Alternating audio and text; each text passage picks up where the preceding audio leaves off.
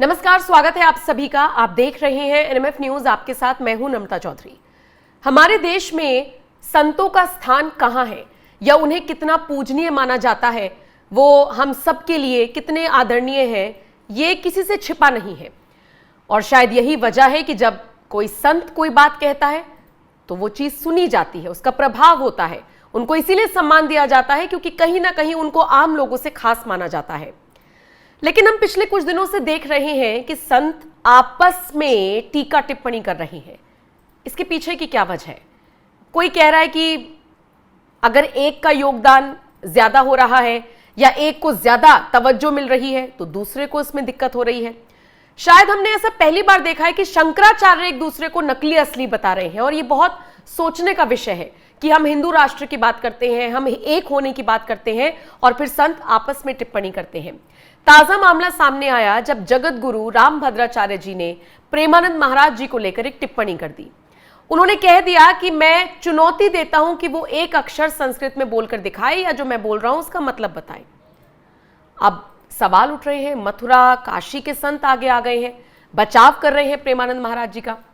तो आज मेरे साथ इसी मुद्दे पर चर्चा करने के लिए रुद्रनाथ महाराज जी जुड़े हुए हैं। आपका बहुत बहुत स्वागत है महाराज जी। हर हर महादेव। हर हर महादेव। ओम नमः शिवाय। महाराज जी, क्योंकि आप भी वासुदेवाय जी हरये परमात्मने प्रणतः क्लेशनाशाय गोविंदाय नमो नमः। अब आप इस चर्चा को आरंभ करें। महाराज जी, आप भी साधु संतों के अंतर्गत ही गिने जाते हैं, पूजनीय हैं, सम्मानीय हैं। मैं जानना चाहती हूं ये टिप्पणी आपके हिसाब से कितनी जायज है और कितनी नहीं।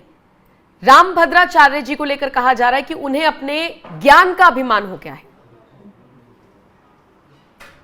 देखिए नम्रता जी, सबसे पहले आपने ये जो चर्चा आरंभ की तो उसमें आपने आदिगुरु शंकराचार्य महाभाग के बारे में भी बताया कि आज तो शंकराचार्य मठों के ऊपर विवाद है, उनके जो प्रतिनिधि हैं उन पर भी विवाद हो जा रहे हैं। जो भी ये वाद विवाद है, वाद विवाद में पहले वाद है, इसमें भी संवाद है, इसमें भी एक दूसरे के साथ कोई बात है। तो देखिए होता क्या है कि जैसे आदिगुरु शंकराचार्य पहले ही इसका वर्णन कर गए कि ये जब युग आएंगे इस प्रकार के, और जब जब धर्म की निंदा, वेद की निंदा और इस प्रकार से निंदाएं एक दूसरे की आरंभ हो जाएंगी, स्वर्ग अगम्य हो जाएगा, यानी स्वर्ग जा नहीं पाएंगे हम सब लोग। अब स्वर्ग और नरक की कल्पना तो बाद में बात करेंगे, परंतु इस सृष्टि के आरंभ से देखिए तो उमा और शिव और उमा का संवाद हुआ आपस में, यानी बातचीत हुई। उन्होंने कुछ प्रश्न बोला, फिर उसका उत्तर महादेव देते गए। ये सारा कुछ जगत ही संवाद से उत्पन्न हो रहा है। बिल्कुल। अब आजकल संवाद नहीं हो रहा है, आजकल हो रहा है विवाद। विवाद उत्पन्न हो रहा है। ऐसा हो क्यों रहा है मालूम है? इसका कारण जो हमें लगता है, जो हमें भगवती प्रेरणा करती हैं, वही हम आपको बताएं। देखिए आजकल दो चीजों का बहुत बोलबाला है। एक तो इन्फ्लुएंसर्स का बहुत बोलबाला है। इन्फ्लुएंसर्स मतलब जो सोशल मीडिया पे इन्फ्लुएंस करते हैं, जगत को प्रभावित करते हैं। तो इसको हम एक शब्द में कहें प्रभाव। और देखिए होता क्या है कि जैसे एक व्यक्ति का प्रभाव है और प्रभाव में वो अतिशयोक्ति में कभी कभी कुछ ज्यादा बोल भी सकता है, जिसका और जगह तक दूर तक प्रभाव फैल भी सकता है। इसी तरह से एक होता है स्वभाव। आदमी अपने स्वभाव में बात करता है। जैसे आपने कहा कि परम पूजनीय भक्त मार्तंड, इनको हम कहेंगे भक्ति के मार्तंड, भक्ति के सूर्य के रूप में जो आज पूरे विश्व में आलोक कर रहे हैं, ऐसे परम पूजनीय प्रेमानंद जी महाराज, इनको भक्ति का मार्तंड कहेंगे। यानी इनका जो एक्सपर्टाइजेशन है वो भक्ति के क्षेत्र में उन्होंने ज्यादा लोगों को प्रेरित किया है। तो भक्ति मार्तंड होते हुए उनका एक स्वभाव है भक्ति का। वो जो भी बोलते हैं, वो जो भी बात समझाते हैं, कहते हैं, उसका केंद्रीय विषय क्या है? उनका स्वभाव भक्ति का स्वभाव। वो सबको राधा कृष्ण की भक्ति की तरफ प्रेरित करते हैं। फिर भक्ति जिन जिन नियमों को रखने से, अनुशासन रखने से उत्पन्न होती है और बढ़ती है, उसके बारे में वो मार्गदर्शन देते हैं। ज्यादातर जो हम जानते हैं, स्वामी प्रेमानंद जी महाराज भक्ति के विषय में ज्यादा प्रेरित करते हैं सबको कि खूब भक्ति करो। अब आते हैं, ये इन्फ्लुएंसर नहीं है। लोगों ने ऐसा समझ लिया हो कि स्वामी प्रेमानंद जी जो इन्फ्लुएंसर हैं, तो वो ही इज नॉट इन्फ्लुएंसर। वो उनका प्रभाव नहीं है, वो स्वामी प्रेमानंद जी का स्वभाव है। वो अपने स्वभाव में बात करते हैं, जैसे आप हमसे बात कर रही हैं तो हम भी अपने स्वभाव में बात कर रहे हैं। ये हो गया एक संवाद। एक भक्त ने अपने भक्ति के विषय का प्रश्न पूछा, स्वामी प्रेमानंद जी ने उत्तर दिया, ये हो गया स्वभाव। अब ये विस्तार कर गया, इस स्वभाव का प्रभाव फैल गया, इस स्वभाव से इन्फ्लुएंस होने लगे लोग। तो ये एक व्यक्ति इन्फ्लुएंसर नहीं हुआ, लेकिन भक्ति का इन्फ्लुएंस फैल गया, भक्ति का प्रभाव फैल गया। ऐसा तो हो गया प्रेमानंद जी की बात। अब आते हैं स्वामी रामभद्राचार्य जी, परम पूजनीय जगत गुरु स्वामी रामभद्राचार्य जी महाराज। अब चूंकि वो जगत गुरु के पद पर आसीन है, ठीक है, जगत गुरु मतलब उसका प्रभाव पूरे जगत पर पड़ना चाहिए, उसकी वाणी का प्रभाव, ऐसा व्यक्ति या ऐसा व्यक्तित्व। तो देखिए, वाणी का प्रभाव, फिर दृष्टि का प्रभाव, फिर दृष्टि से मन पर प्रभाव, और मन का बुद्धि पर प्रभाव, ये सारा कुछ प्रभाव यानी इन्फ्लुएंस पर ही चल रहा है। तो हमें बड़ा सावधान हो जाना चाहिए। संत क्या हैं? जो समता रखते हैं, जो समानता रखते हैं, जिनका हृदय करुणा से भरा है, दया से भरा है और ममता से भरा है, ऐसे संत जो दूसरों पर कृपा करते हैं। फिर अब जगत गुरु का पद है, जगत गुरु को कई बार विवश होकर के कुछ कमेंट करने पड़ते हैं। जब धर्म का कोई अतिशयोक्ति हो रही हो या उस पर कोई ओवरलैप कर रहा हो, अतिक्रमण हो रहा हो, कोई दुर्व्यवहार हो रहा हो, तो जगत गुरु पद ही इसीलिए है कि वो जगत को मार्गदर्शन करें। लेकिन जब ये सारी चीजें आपस में होने लगे, ये प्रभाव जो है, ये स्वभाव पर बात ना होकर के इन्फ्लुएंस की होड़ मचे कि हम किसका कितना किस पर प्रभाव है, यहाँ पर हम लोग थोड़ा अपने मार्ग से भटक जाते हैं। मतलब आप मान रहे हैं कि ये सब पब्लिसिटी के लिए हो रहा है, कि जो ज्यादा अच्छा इन्फ्लुएंस कर सकेगा, भक्ति का मार्ग हो या ना हो, लेकिन जो ज्यादा अच्छा इन्फ्लुएंस कर सकेगा, अब वो रास्ता पकड़ लिया है। देखिए, दोनों को क्लियर कर देते हैं। देखिए, प्रेमानंद जी के पक्ष में तो हमें नहीं लगता कि वो ज्यादा इन्फ्लुएंस करना चाहते, वो तो मतलब मुझे ऐसा लगता है महाराज जी, जितने भी हम उनके वीडियोस देखते हैं, उन्हें तो लगता है कि उन्हें कुछ नहीं लालच, कुछ नहीं आता पता, वो सिर्फ भक्ति का मार्गदर्शन, मतलब सबको श्रद्धालुओं तक पहुंचाना चाहते हैं। देखिए, अब हम पक्ष रखते हैं, अभी हमने प्रेमानंद जी का पक्ष क्लियर किया, अब हम पक्ष रखते हैं अपने परम पूजनीय जगत गुरु रामभद्राचार्य जी का। देखिए, उनके नाम में ही राम भद्र आचार्य, आचार्य शब्द का अर्थ हम थोड़ा सा आप लोगों को समझा दें। आचार्य कौन है? जिसका आचरण संयम अनुकरणीय हो, जिसका अनुसरण कर सके हम सब, जिसका आचरण का अनुसरण हो, वही आचार्य है। तो वो तो जगत गुरु आचार्य हैं। तो जगत गुरु मतलब जिनके आचरण का पूरा जगत पालन करेगा ना, ऐसे ही आचार्य होने चाहिए वो। अब उनके साथ में क्या है कि वो जिस पद पर हैं, तो वहां पर एक बड़ा अच्छा चौपाई हमें याद आ रही है, रामचरितमानस में से ही ली है कि सचिव वैद्य कुरु तीन जो, प्रिय बोलई भय आस, राज धर्म तन तीन कर हो ही बेग ही नास।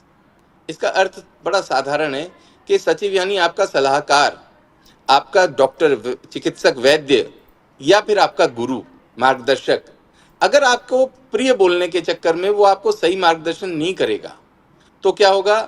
अगर हमारा सलाहकार अच्छा मार्गदर्शन नहीं करेगा तो राज्य भ्रष्ट हो जाएगा, अगर गुरु अच्छा मार्गदर्शन नहीं करेंगे तो हम धर्म भ्रष्ट हो जाएंगे, और अगर डॉक्टर अच्छा सलाह नहीं देगा, ये सोचेगा कि नहीं इनको प्रिय प्रिय बोलें, अच्छा अच्छा बोलें, हाँ ठीक है तुम सब कुछ खा सकते हो, पी सकते हो और दवाई भी लेते रहो, तो ऐसे तो वो ठीक होगा नहीं।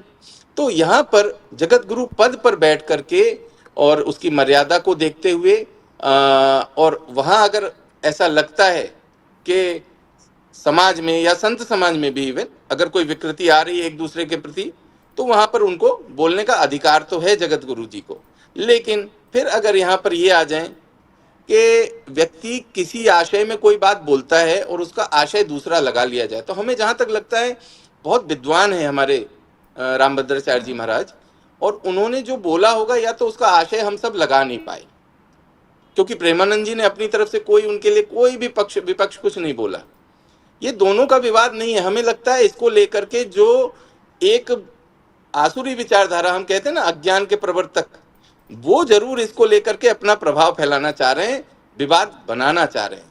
ऐसा विवाद है नहीं, ये विवाद बनाया जा रहा है। अच्छी बात है महाराज जी, अगर विवाद अगर विवाद हो भी ना तो हम यही दुआ कर सकते हैं कि अच्छी बात है, होना भी नहीं चाहिए। लेकिन फिर बिल्कुल, आप काशी ये के मान संत आगे लीजिए। आ गए हैं, मथुरा के संत आगे आ गए हैं। मैं कई लोगों को सुन चुकी हूं, वो कह रहे हैं हाँ, कि रामभद्राचार्य जी को अपने ज्ञान का अभिमान हो गया है। उन पर अब ये भी, मतलब मुझे ये शब्द नहीं अच्छा लग रहा है कहना, लेकिन आरोप ये भी लगाया जा रहा है कि क्या वो इतने बड़े हो गए कि वो मतलब वो तुलसीदास जी की जो रचना है उसमें सवाल उठाएंगे। ये मैं नहीं कह रही हूं, मैं बहुत आदर सत्कार करती हूं संतों का, लेकिन ये आरोप उनके ऊपर लग रहे हैं।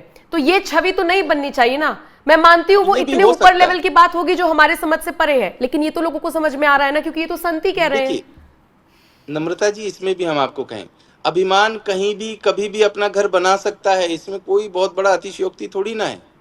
बहुत अच्छे अच्छे विद्वानों के भी बुद्धि में अभिमान प्रवेश कर जाता है। लेकिन वो संत ही क्या इसलिए जिसमें हम, अभिमान आ जाए। हाँ हाँ, फिर वो परीक्षा है ना। यही तो हम कहना चाह रहे हैं कि ये परीक्षा है, यही संतत्व की परीक्षा है। जैसे आप देखिए, एक सन्यासी शब्द हम लोगों के यहाँ प्रयोग किया जाता है। एक सन्यासी है, सन्यासी। हम आपसे ही प्रश्न पूछें, आप सन्यासी का क्या आशय लगाती हैं, तो आप बताइए सन्यासी कौन है आपके हमें तो अनुसार, हमें एक तो यही लाइन में। बताया गया, सन्यासी वो है जो सारी मोह माया से दूर हो, सब कुछ त्याग दे, कहीं और मतलब आराम से जाकर बस जाए। त्याग बेसिकली जो कर ले वो सन्यासी है। त्याग तो संत भी करते हैं, ऋषि भी करते हैं, और सामान्य गृहस्थ भी त्याग करते हैं। बिल्कुल इसका सही अर्थ ये बात। नहीं है। हम आपको ये बताएं, सन्यासी का सामान्य सा अर्थ है सत्येन न्यासति इति सन्यासी। जो सत्य को धारण कर ले, उसी को ओढ़े, उसी को पहने, उसी को बिछाए, यानी 24 घंटे वो सत्य के मार्ग पर चले, वो सत्य की चर्चा करे, वो सत्य में स्थित रहे, वही सन्यासी है। सत्येन को न्यासति यानी सत्य धारण करने वाला। अब सत्य क्या है? सत्य ईश्वर है।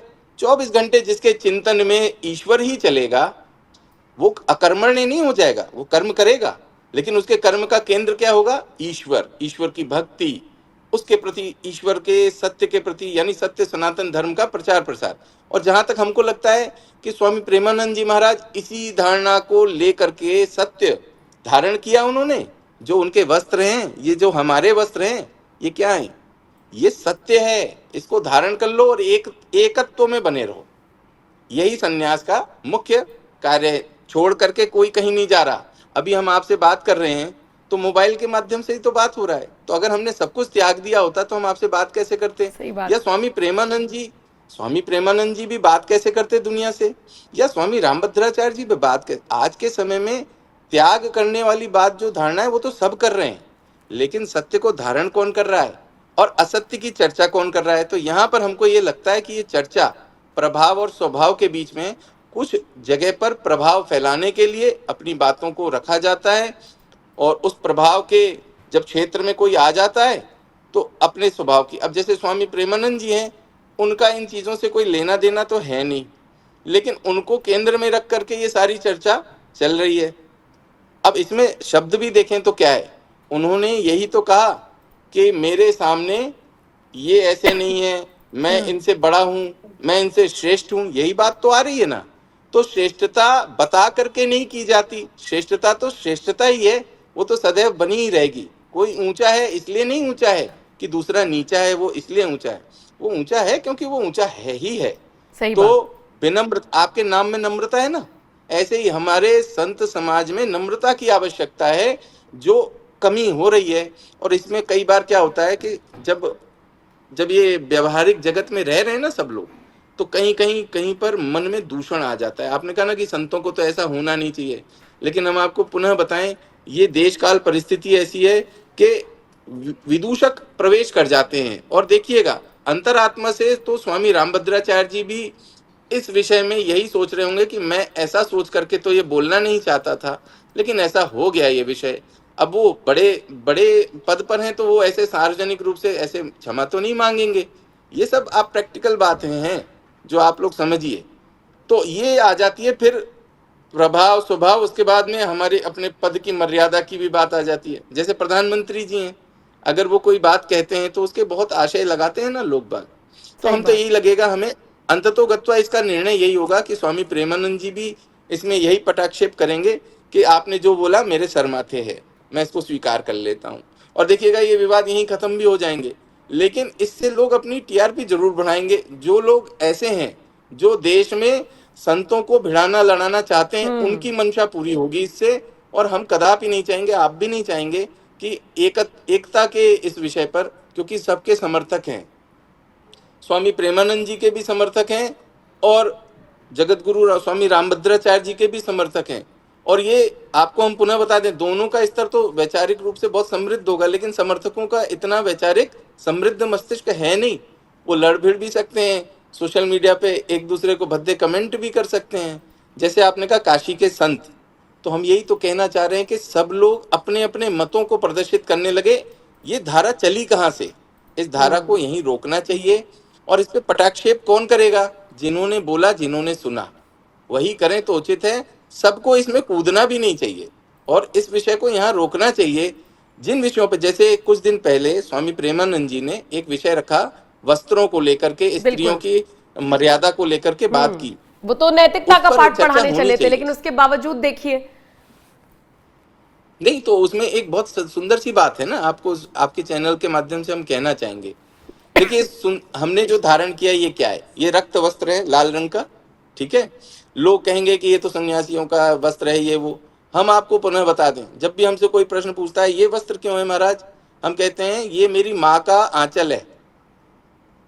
माँ का आंचल, ये शब्द दुनिया का सबसे सुंदर शब्द है और इस दुनिया का सबसे सुरक्षित आवरण अगर कोई होगा तो बालक के लिए उसकी माँ के आंचल से अच्छा आवरण कोई नहीं होता। तो माँ जो है, उसका आंचल एक प्रतीक है सुरक्षा का, समृद्धि का और रक्षा करने का। तो सबसे अच्छी रक्षा माँ अपने आंचल से करती है, अपने पुत्र का, अपने संतान का या पुत्री का, सबका। लेकिन आज माँ का आंचल ही तो खो गया। ये जो वस्त्र आदि की जो मर्यादा की बात की जा रही है, या जिस भी तरह से मर्यादा और लज्जा, वस्त्र को लज्जा भी कहा जाता है, हम लोग क्या कर रहे हैं? धीरे धीरे हम लोग पश्चिमी सभ्यता का अनुकरण करते करते अपनी सभ्यता भूल गए कि हम मानव कैसे सभ्य बने। पशु से कैसे हम लोग आ गए और मनुष्य की मनुष्यता का पालन करने लगे। तो ये माँ का आंचल है। आंचल और लज्जा ये तो सबका गहना होना चाहिए, आवरण आवश्यक है। जब शिशु गर्भ में रहता है ना माँ के, तो भी एक झिल्ली से आवरण बना करके उसको सुरक्षित किया जाता है। बिल्कुल, तो ये तो बिल्कुल प्रैक्टिकल बात है। और आचरण और व्यवहार के ऊपर भी ध्यान देना है सबको। स्वामी प्रेमानंद जी ने व्यवहार के बारे में बताया कि अपना आहार व्यवहार शुद्ध रखो तो हमारा समाज भी मजबूत होगा, देश समृद्ध हो जाएगा। ये बात थी उसको। हाँ, ये है। ठीक है जी। शुक्रिया रुद्रनाथ महाराज जी हमारे साथ जुड़ने के लिए और इस मुद्दे पर बात करने के लिए। मुझे लगता है कि और विस्तार से भी इस विषय पर चर्चा हो सकती है, लेकिन क्योंकि वक्त की थोड़ी सी कमी है तो यहां पर मैं विराम लेना चाहूंगी। लेकिन बहुत बहुत शुक्रिया, आप मेरे साथ जुड़े। बाकी दर्शकों के हवाले ये खबर, ये चर्चा, आपको ये वीडियो कैसा लगा? आप इस पूरी कंट्रोवर्सी को लेकर क्या राय रखते हैं? महाराज जी की बातों से आप कितने सहमत हैं? आप अपनी राय कमेंट सेक्शन में हमें जरूर बताइएगा और बाकी खबरों के लिए बने रहिए NMF न्यूज के साथ। नमस्कार। हर हर महादेव।